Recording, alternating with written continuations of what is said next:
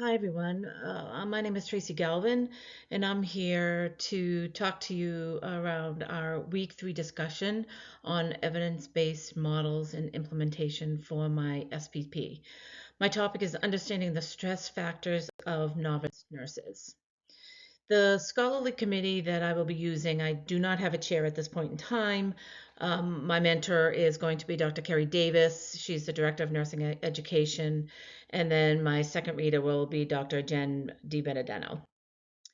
So the introduction to my topic is we all know that the workforce right now is desperately in need of qualified nurses to help with the exiting of the workforce that we've all experienced over the past few years. There's lots of studies out there that show that 14% of our new nurses coming out of school will likely leave the organization that they start, and those numbers actually go up as high as 59% by the time of 4 years. So, really understanding the reasons why nurses are leaving at such an early time in their career will be really very important for us as we continue to develop our workforce. So, the question that I have developed is for nurses in a academic health center in the Northeast region. How does using an enhanced educational module on nurses with less than 1 year experience compared to those without an enhancement affect perceived stress? So I will not be studying the stress of the nurses themselves, but what I will be doing is a focus group methodology, and I'll talk about that in a little bit of time.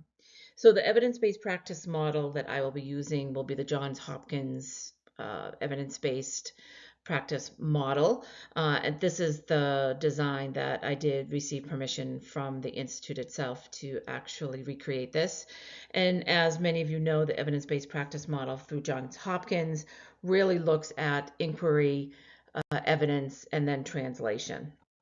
So when we look at the three components of inquiry, evidence, and translation, the inquiry part of my project is going to be around the review of the recent data, the turnover data, the number of nurses that have left, new nurses that have left the organization with less than a year of experience. And because of this,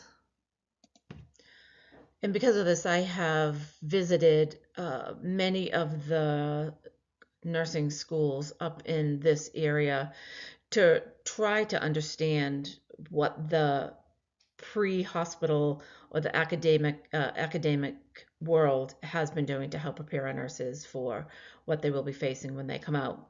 So a lot of research has been done there. I've also done a lot of data review to look to see if I can understand any of the reasons why the nurses have left during exit interviews, and to see if there have been any other comments on why nurses have left the organization. The evidence that I will be looking at is in the planning phase, we'll be developing the questions. So because I am doing a qualitative review, I will be strictly doing focus group methodology in which I will be meeting with groups of new nurses with less than a year of experience.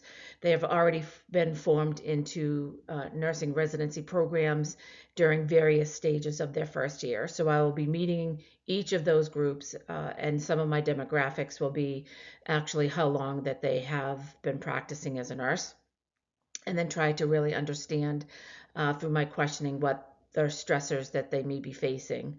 In the literature reviews that I have been doing, there are obvious ones such as the current workforce and nursing shortages. There are interpersonal or interprofessional relationships, and there are leadership concerns as well. So it'll be interesting to see if the information that I'm able to elicit from the groups in the focus groups either matches that, or if there are other reasons that are unique that have not been really discovered in the literature yet. And of course, this will all be done after there is IRB approval, which will be coming from Regis as well as the hospital where I will be doing this work. The translation of the evidence is going to be the evaluation. So once all the focus groups have been done, the questions and the answers will be grouped into themes for discovery, and then see if with those themes, if there's any actionable items that we could then move into the existing NRP or nurse residency program that would help us understand and then possibly retain nurses for more than a year. Some of the outcomes of this could be the development of mentorship programs, which we currently don't have, enhanced preceptor programs. It could be additional work that we would need to do through simulation with our interdisciplinary teams. So there's a lot that can actually come out of this that hopefully we'll be able to identify and then act on the issues that our nurses are facing. So the data collection piece of this, again, like I said, it's going to be a qualitative study. I'm going to be doing focus group methodology. There will be a scribe there with me as I am doing these classes or focus groups to help me collect the data and then be able to organize the information into themes.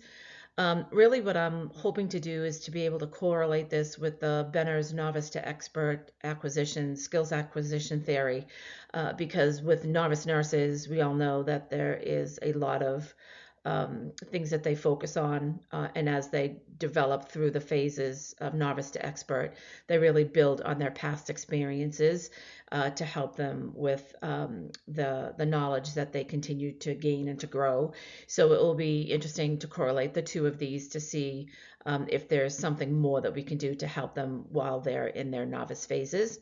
And then, like I mentioned, we will be incorporating these findings into the existing nurse residency program, again, in the hopes that would be able to retain this. Now, the the data for this, it will take me a little while to look at turnover rates as this goes on. So I'm going to have to continue to think about what the evaluation method of this is going to be, so I would be able to incorporate that into my SPP without the more longer term goal of turnover data. So here I'm just adding a couple of my empirical literature slides and supporting literature in case you have any questions. Thank you very much, and I look forward to seeing you all soon.